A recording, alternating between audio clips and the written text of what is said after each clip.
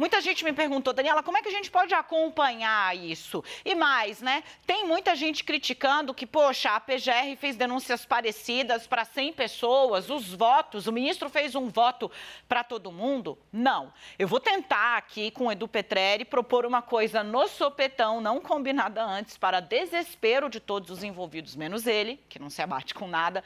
Edu, eu mandei um link no nosso grupo, que é exatamente o link da página do Supremo Tribunal Federal.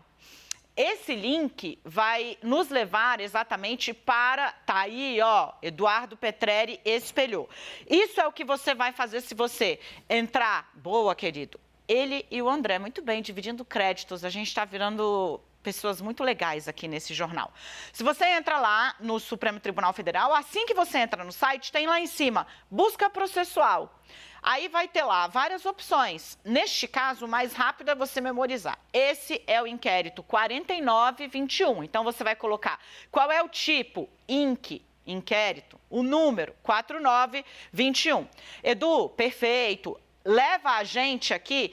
Como esse processo está em julgamento, você vai ter todos os andamentos. O Supremo é, de todos os sites de consulta processual que eu conheço, um dos mais transparentes. Pode subir, Edu, que o Edu está te mostrando todos os andamentos do processo. Vamos voltar lá para o alto, porque, inclusive, vai dar uma demorada para carregar. Como ele está em julgamento, você vai ter essa aba, sessão virtual. Sessão virtual. É nela que você vai clicar e vai levar um tempo, Edu. Nossa, não no computador dele, no meu laptop leva. Edu, agora rola. Gente, esses são 10º recebimento de denúncia, 27º, 29º, 7º, 8º, 9º, 17º. Vai descendo, Edu. 30º, 11º, 14º, 35º. Então, tudo bem, você já se responde aí uma pergunta. O ministro fez uma decisão para cada um dos 50 denunciados pela PGR nesse inquérito. Tem 50 em outro inquérito, ele fez para cada um uma. Edu, fica à vontade para escolher aí uma dessas que está em tela e clicar no 49º, no 3º, no 24º, 15º, 47º. Clica aí, beleza, data de início do julgamento. Tá aí, ó, pode descer. Pode descer. Aê! Você tem. Quem é o relator? O ministro Alexandre de Moraes. Por que a gente disse que tem 2 votos? Porque já está aqui, ó, acompanho o relator, o ministro Dias Toffoli. Isso é um julgamento no ambiente virtual. Fica tudo lá, os ministros não debatem e se eles quiserem fazer adendos, divergência, eles também vão fazer por escrito. Eduardo Petrelli clica para mim no martelinho, que sinaliza o julgado do ministro e é ele que vai abrir aí na sua tela. No supercomputador do Edu parece que vai ser rápido. Ele pode demorar um pouquinho para carregar, porque ele vai fazer o download da sentença, né? Ele vai fazer o download da sentença e você vai ter ela na íntegra. Esse processo é um processo público. Então, você pode entender das teses e das discussões repetindo basicamente esse procedimento de ir até lá e de conhecer o voto do ministro Alexandre de Moraes. A gente já tem 3 votos baixados, que eu pesquisei, eu olhei mais do que isso, mas eu baixei 3 votos. Eu vou pedir, Edu, para dos arquivos que a gente tem, você começar pelo 3º que eu mandei, que é o da ré. Por que eu estou chamando de ré? Porque o ministro vota para transformá-la em ré. Andréa Maria Maciel Rocha Machado. Eu vou abrir ele aqui com vocês e aí vocês vão perceber o seguinte. A gente vai colocar aí na sua tela esse da Andréa Maria Maciel Rocha e Machado. Não tem dados pessoais dela no voto, então a gente pode espelhar ele com tranquilidade. Vamos detalhar um pouco como é que está sendo a estrutura do voto do ministro Alexandre de Moraes. Ele narra a denúncia, como é a praxe, né? E aí traz o que é a denúncia. São as acusações que a PGR está fazendo. E a PGR explicando, perfeito, obrigada, Edu. Quando você abrir, em todos lá, você vai ter isso na sua tela. A PGR primeiro começa explicando do que ela está sendo acusada. O resultado fez crescer um movimento de protesto e insatisfação que levou centenas de pessoas, entre elas Andréa Maria Maciel, a associarem-se em Brasília em frente ao quartel-general. Você já sabe dessa história. Aí ela diz que, em razão do crescimento desse movimento, esta mulher, Andréa Maria, acampou até o dia 9 de janeiro, incitando publicamente a animosidade das Forças Armadas, cita um grupo expressivo de manifestantes. Vamos baixar a página 2, essa história você já sabe. E aí, o que acontece? O ministro Alexandre de Moraes faz uma análise na segunda página sobre os argumentos da defesa. Em sua resposta à acusação apresentada em decorrência da lei tal, a defesa da denunciada nega a acusação, apresentando as seguintes teses. Isso está na página 2. E aí eles destacam: competência do Supremo Tribunal Federal. O que é isso, né? É dizer, olha, você viu isso no grande debate. Obrigada, Edu. E será que esse caso tinha que estar sendo julgado mesmo no Supremo Tribunal Federal? E aí o ministro rebate. Voto a voto está assim. Não prospera o argumento via preliminar. O que é preliminar de mérito? É dizendo, olha, antes mesmo de dizer se ela tem ou não base a acusação, eu quero saber se esse é o lugar mesmo para ela ser julgada, né? Seria incompetente para apurar. O que é ser incompetente, né? Que tem competência no juridiquês, isso significa que é lá ou que é em outro lugar, né? E aí o ministro vai rebatendo, né? As garantias fundamentais ao devido processo legal e ao juiz natural. O que é isso, né? Porque tem conexão com casos que já estão lá. A garantia do devido processo legal configura dupla proteção a um indivíduo. Desce aí, o Edu Petrelli, pode rolar para a próxima página.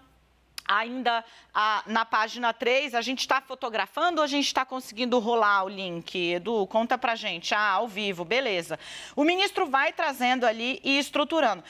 Como as defesas de todos os processos que eu olhei, elas foram basicamente nos mesmos pontos, dizendo que talvez o Supremo não fosse o foro para julgar, depois dizendo que lá na página 7, o ministro encerra a questão. Ele diz, não há dúvida sobre a competência do Supremo para analisar a presente denúncia, eventualmente, caso seja recebida, para processar e julgar a posterior ação penal, pois é evidente a existência de conexão entre as condutas atribuídas a esta mulher acusada na presente denúncia àquelas investigadas no âmbito mais abrangente dos referidos procedimentos investigados por pessoas, inclusive envolvendo pessoas com prerrogativa de foro, ou seja, deputados bolsonaristas, nessa Suprema Corte. Do que ele está falando? Em última instância, dos atos das milícias digitais e também do inquérito das fake news, né? No fim,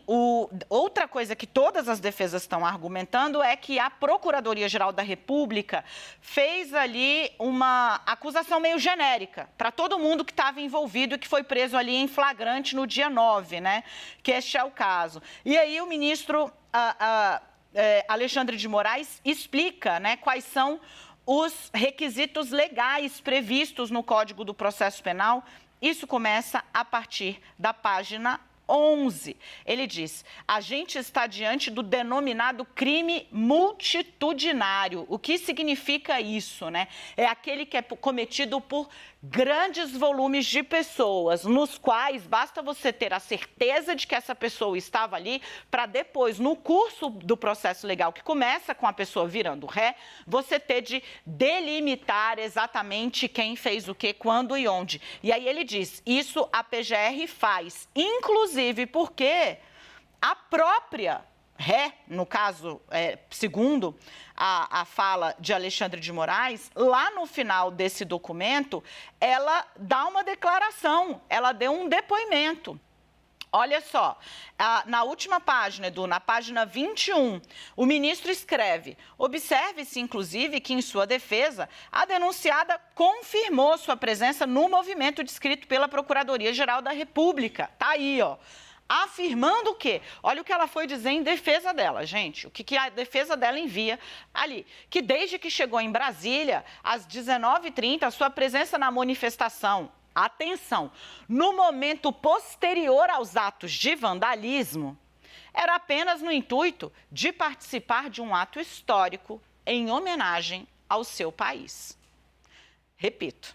Ela disse que chegou tarde, ela chegou depois que o quebra-quebra já tinha acontecido, mas ela escolhe ficar apenas no intuito de participar de um ato histórico em homenagem ao seu país. Ela diz que, eu já vou mostrar para vocês, pediu o resgate das cenas, do que ela considerou um ato em homenagem ao país. Está aí, no final das contas, o voto recebendo a denúncia. Todos eles têm a mesma estrutura, as defesas não foram inovadoras nas teses, as decisões também não estão inovadoras, exatamente porque, segundo pessoas próximas ao ministro, os crimes são os mesmos, os fatos são os mesmos, as questões jurídicas são as mesmas e não havia por que inovar. Mas ele tomou esse cuidado sabendo exatamente que haveria ali um questionamento, claro, a esse respeito. Deixa eu mostrar antes só as cenas que ela considerou de homenagem ao país, Edu. Coloca aí o que foi o dia 8 de janeiro, que depois da desgraça feita, né, com tudo quebrado e gente presa jogando bomba ali, ela considerou que isso era uma homenagem ao Brasil. E ela disse isso em sua defesa. Eu estou ressaltando esse ponto porque mostra-se aí que houve um cuidado de produzir um volume imenso de decisões, inclusive considerando aspectos ditos pelos denunciados, por conta desses atos antidemocráticos. Isso aí é o começo de tudo, com a polícia tendo colocado basicamente estudantes, né, da cadeia das academias da PM para fazer essa segurança, no que foi, claro, né, um escândalo, um crime na nossa história. Vem para cá, meninos, vem para cá todo mundo. Leandro, eu vou dar uma olhada nesse material que você enviou e chegou, apareceu a Margarida. Onde você estava? Eu? Você não, o Leandro eu vi. Leandro eu abracei, Leandro chorei no ombro dele, chiei sobre a vida, entendeu? Mostrei. E cadê você para me dar esse apoio? Bom, Daniela Lima, você me viu no camarim. É verdade. Na hora da maquiagem, na hora do figurino. No começo do jornal, aí eu dei uma saída rápida e voltei. Deu uma saída rápida. Onde é que você estava? Eu tenho um ponto, eu sempre tenho um ponto. Tem. Não tinha te visto aqui, querido, senti falta. Eu vi que você pegou, saiu o arcabouço, é isso? Foi entregue? Saiu o texto, agora tem o PDF do texto propriamente dito. Então, eu acho, Bia, vai tentar decifrar aqui, já pedindo ajuda a uma série de universitários Brasil afora para pegar o texto, para entender, né, decifrar o texto propriamente dito. Então é o seguinte, enquanto a gente prepara o Fernando Nakagawa para que ele venha para cá, trazendo, a Fazenda já divulgou para todo mundo, tá bem claro, aqui eu recebi também de uma outra fonte, já temos o texto do novo arcabouço fiscal. Enquanto a gente organiza a nossa casinha para vir o Nakagawa, eu quero te ouvir, Leandro, muito se fala, né, sobre como foram feitas essas denúncias, né, as pessoas, diante do cometimento de crime, ao vivo, né, infelizmente, que foi aquele caso, em flagrante, as pessoas vão buscando ali outras questões, né? Então, bom, mas aí a PGR não disse exatamente onde ela estava, né? Embora ela confesse que, neste caso, né, que a gente detalhou aqui, que ela estava lá participando do que ela considerava um dia histórico em homenagem ao país, como patriota, né? Patriotíssima, já naquele cenário de, sem exagero nenhum dizer, já tinha gente literalmente feito fezes e urinado dentro dos principais prédios da República do Brasil. Esse momento de homenagem, segundo a nossa denunciada, que estava sendo ali analisada, né? De todo modo, foi esse volume hercúleo de trabalho que, numa canetada só, ele jogou 100 decisões lá, né, para que as pessoas possam ler uma a uma e ver ali, contemplados ou não, os seus argumentos. Muito da tentativa de blindar um pouco o Supremo dessas questões que estão sendo levantadas, mesmo após ali, de novo, né, eu digo, o cometimento do crime em flagrante, né, e a permanência dessas pessoas.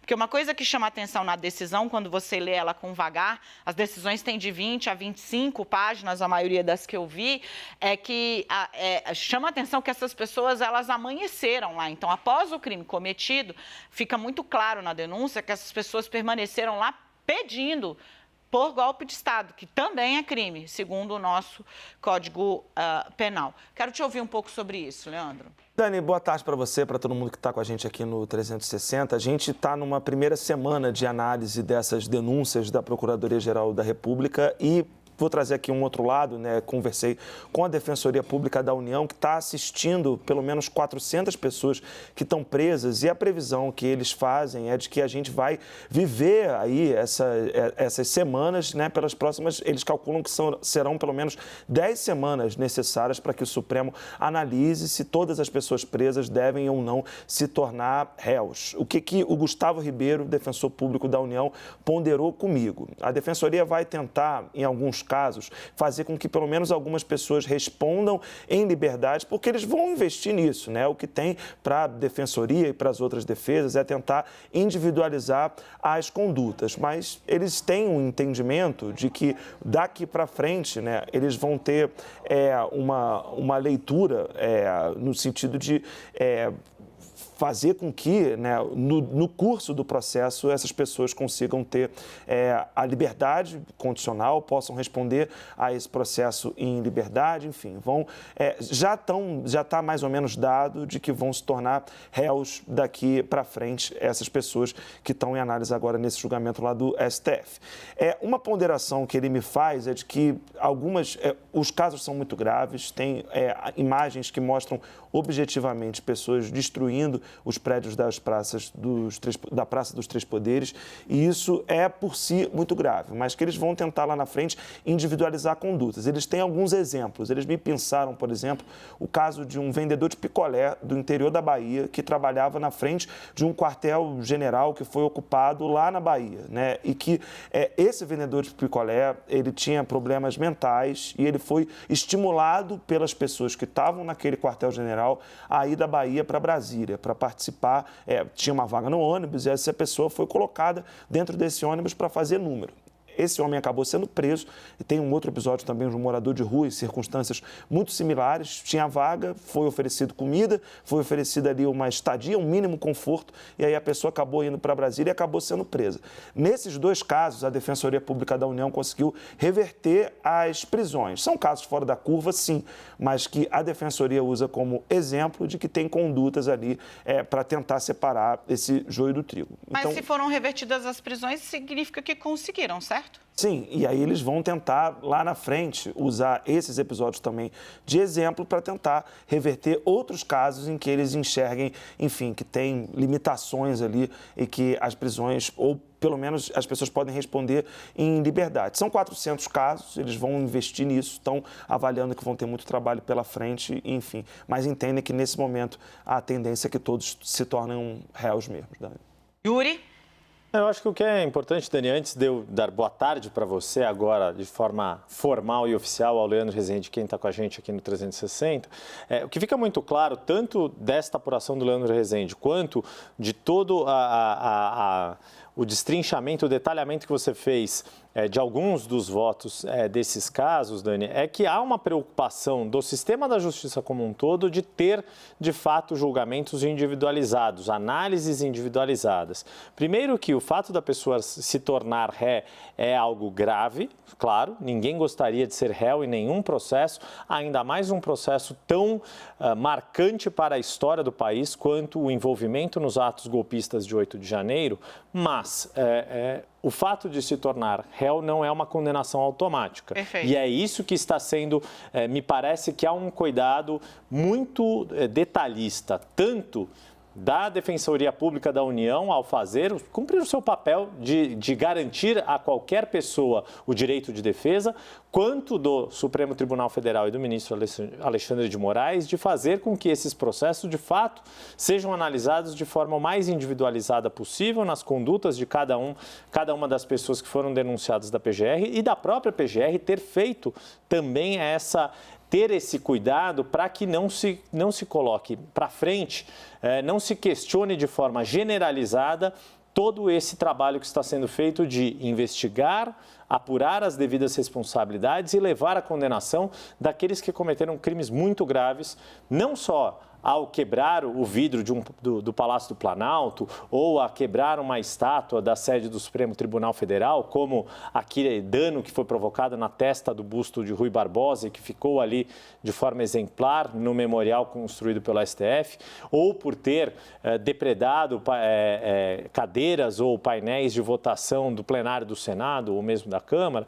A questão é que cometeram crimes muito graves contra o Estado Democrático de Direito. E isso precisa ser colocado de forma clara. Crimes graves como esse, tão complexos, de uma ação tão perversa, tem que ter uma atuação muito responsável e muito consistente do sistema judiciário como um todo, para que ninguém depois no futuro conteste esses processos, essas ações, dizendo que foram feitos de qualquer jeito, porque se for feito de qualquer jeito, pode acontecer o que já aconteceu com outros processos tão históricos da história do país, que depois não se sustentam as condenações. Gente, o Leandro enviou aqui imagens, eu vou pedir para a Bia ver com quem está no Congresso Nacional, se de fato houve alguma confusão com parlamentares da bancada bolsonarista, né, que está querendo fazer uma CPI do 8 de janeiro, para tentar talvez reescrever um pouco da história que foi transmitida ao vivo, né, para que o Brasil inteiro pudesse tomar suas próprias conclusões. Eles querem fazer lá uma tal de uma CPMI, mas parece que deu confusão. Eu vou pedir para que a gente peça para o nosso repórter olhar o que aconteceu por lá.